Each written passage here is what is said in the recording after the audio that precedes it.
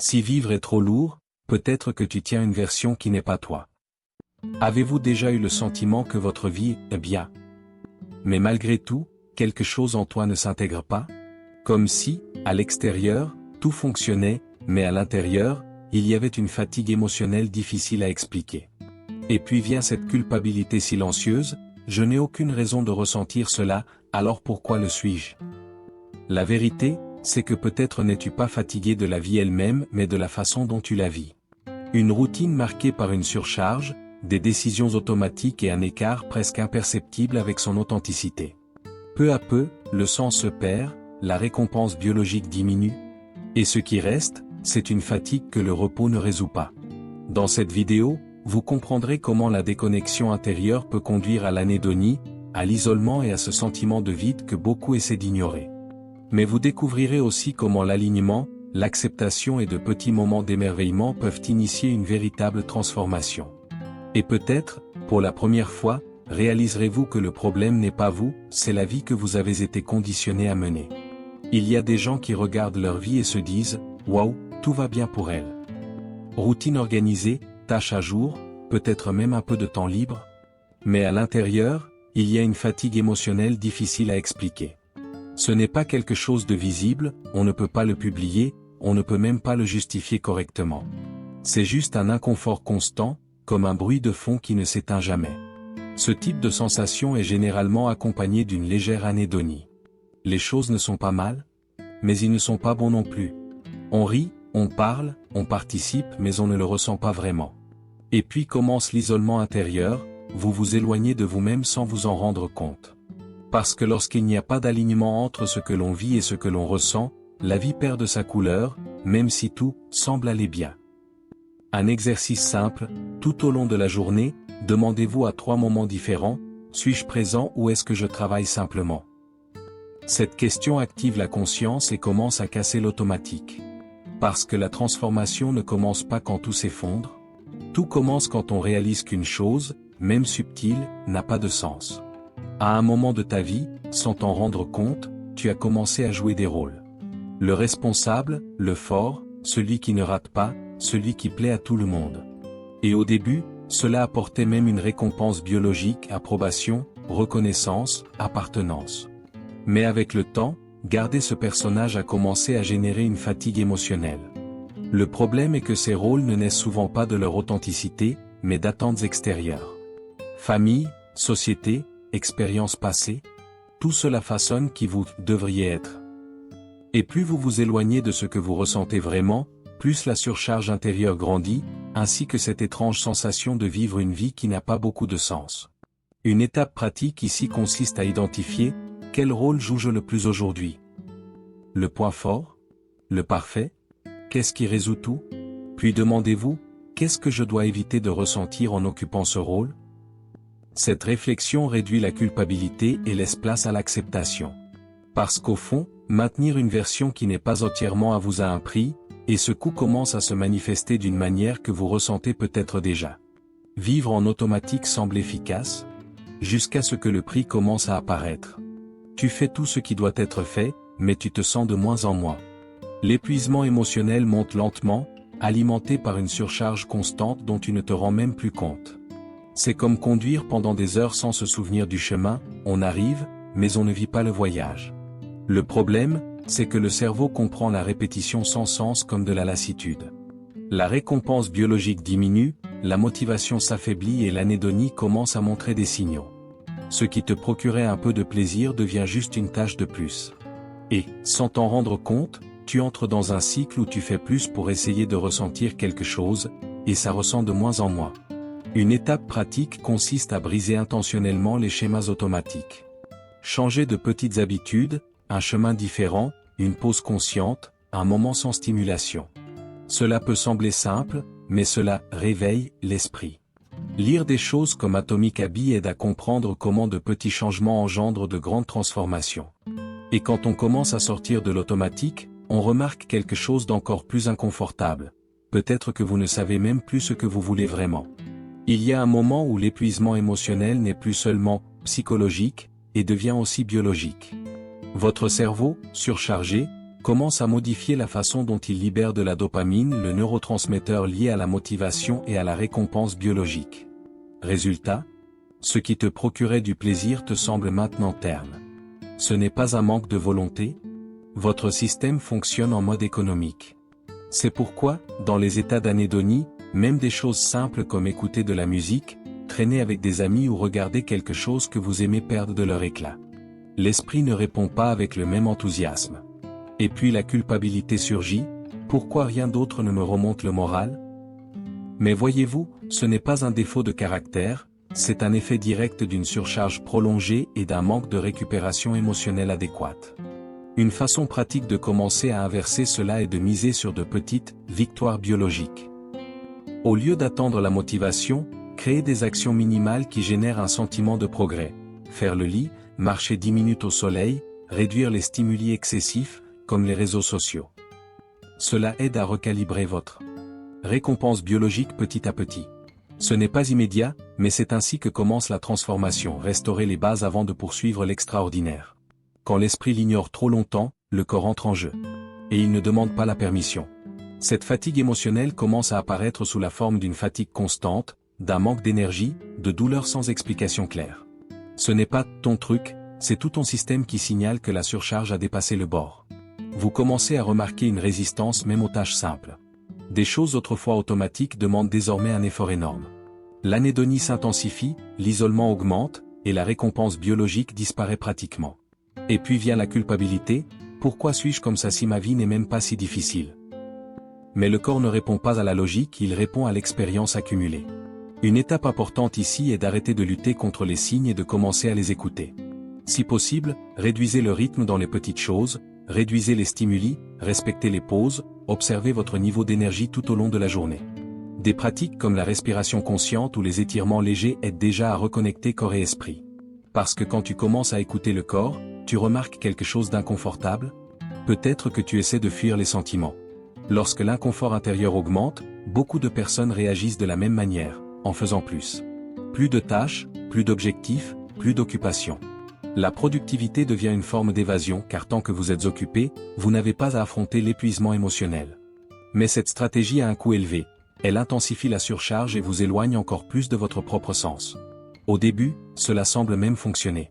On ressent une fausse récompense biologique quand on rate les tâches de la liste, comme si on avançait. Mais, au fond, c'est un progrès vide. Parce qu'il n'y a aucun alignement avec son authenticité. Et c'est là que l'anédonie s'approfondit, on fait beaucoup, mais on ressent peu. Il vit plein d'activités, mais avec un sentiment constant de vide.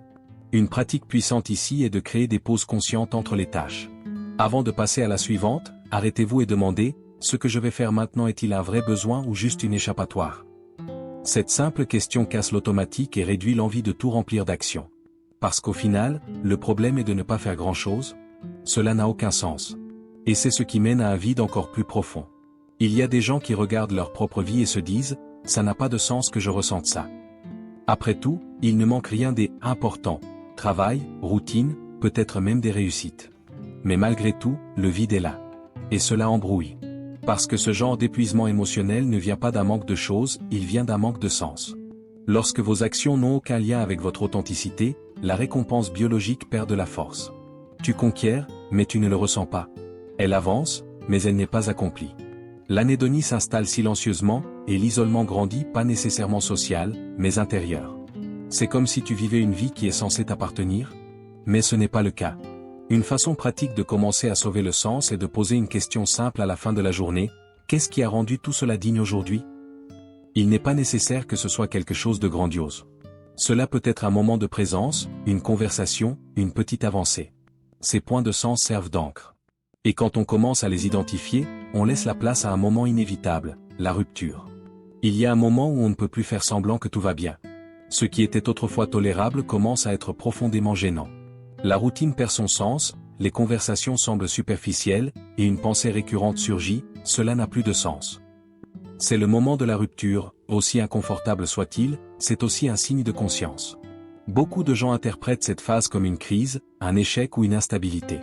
Mais, en pratique, c'est le début d'une transformation. L'épuisement émotionnel atteint sa limite, la surcharge n'est plus maintenue, et l'esprit commence à rejeter ce qui n'est pas en accord avec son authenticité. C'est comme si quelque chose en toi disait « Je ne peux plus continuer comme ça ». Une façon de traverser ce moment plus clairement est de ne pas essayer de revenir à la « normale » immédiatement. Au lieu de cela, permets-toi de te poser des questions. Écrivez « Qu'est-ce qui a exactement perdu de sens pour moi ?» et « Que dois-je continuer à faire juste par habitude ou par peur ?» Ces questions sensibilisent et réduisent l'isolement intérieur. Et quand on commence à voir cela plus clairement, une nouvelle étape s'ouvre, redécouvrir qui l'on est vraiment. Après la rupture, vient un espace étrange, presque un vide, mais différent. Ce n'est pas seulement de l'anédonie, c'est l'absence d'une ancienne identité.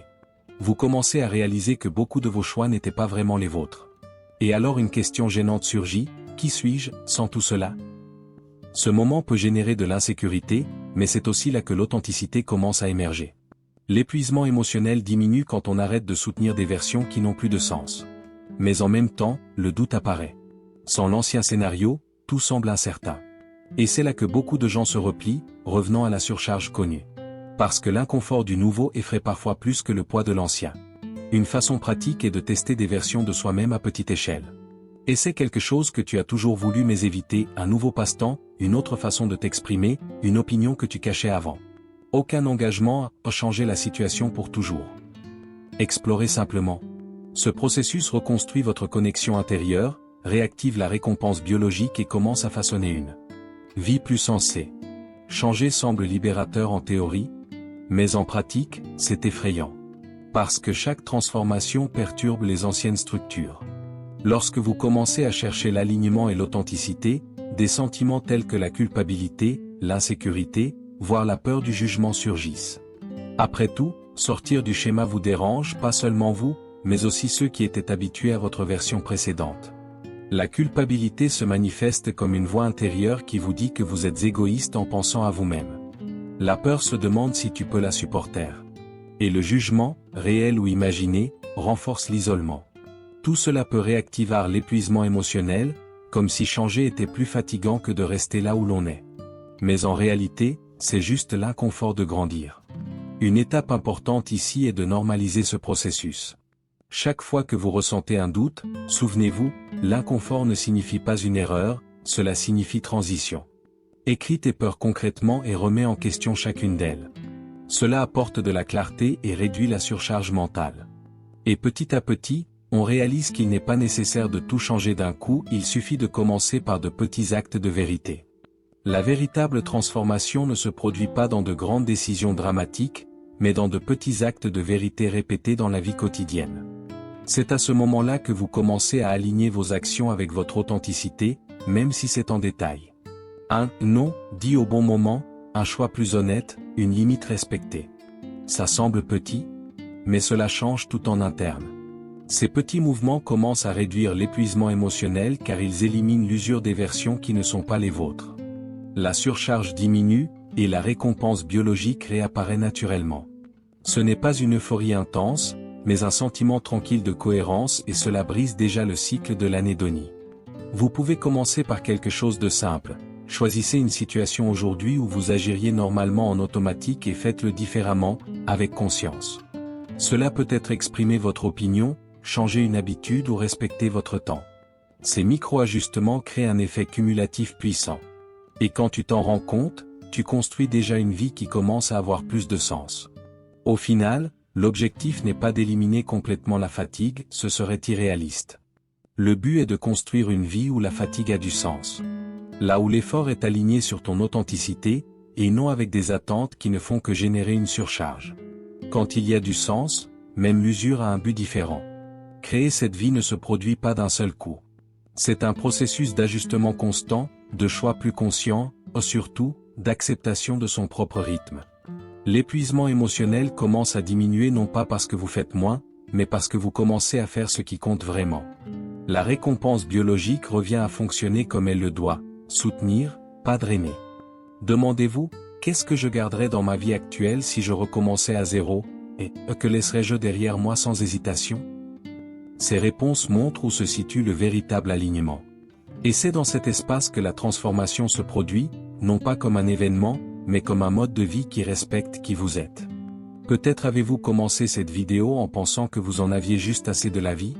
Mais maintenant, il réalise qu'il se passe quelque chose de plus profond. L'épuisement émotionnel, l'anédonie, l'isolement, tout cela peut être le résultat d'une vie vécue sans alignement, sans authenticité, sans véritable sens. Maintenant, je veux vous interroger avec quelques questions.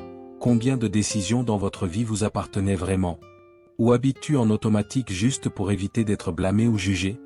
Et, en étant très honnête avec toi-même, cette vie que vous menez aujourd'hui vous rendrait-elle fier si c'était un choix conscient? La transformation ne nécessite pas de tout changer d'un coup. Tout commence quand vous commencez à vous écouter, à pratiquer l'acceptation et à agir, même progressivement, avec plus de vérité. De petits moments d'émerveillement, de petits choix s'alignaient. C'est ainsi que vous reconstruisez votre énergie et votre identité. Si ce contenu vous a fait penser autrement, abonnez-vous à la chaîne et activez les notifications. Ici, nous ne parlons pas seulement de vivre, nous parlons de vivre avec conscience, direction et vérité. Et peut-être que dans la prochaine vidéo, vous découvrirez l'étape suivante de ce parcours. Vivre en automatique semble confortable au début, car cela évite les décisions difficiles. Tu te laisses porter, tu fais ce qu'il faut, tu répètes des schémas. Mais avec le temps, cela a un lourd impact. L'épuisement émotionnel commence à s'accumuler sans raison apparente. Ce n'est pas le volume des tâches, c'est l'absence de présence, de choix, d'alignement. Quand vous ne décidez pas consciemment, votre esprit passe en mode économie. La récompense biologique diminue, car le cerveau ne perçoit pas de but dans ce qu'il fait. Tout devient une obligation. Et la surcharge augmente même quand on ne fait pas tant que ça. C'est comme courir sur un tapis roulant, beaucoup d'efforts, peu de sens. Un exercice simple pour sortir de ce cycle est de transformer de petites actions en choix conscients. Au lieu de « je dois faire ça », et c'est « je choisis de faire ça pour cette raison ». Cela peut sembler un détail, mais cela change complètement la façon dont votre cerveau interprète l'action. Cela réactive un sentiment de contrôle, réduit l'isolement intérieur et commence à reconstruire votre lien avec ce que vous vivez, préparant le terrain à un problème encore plus profond.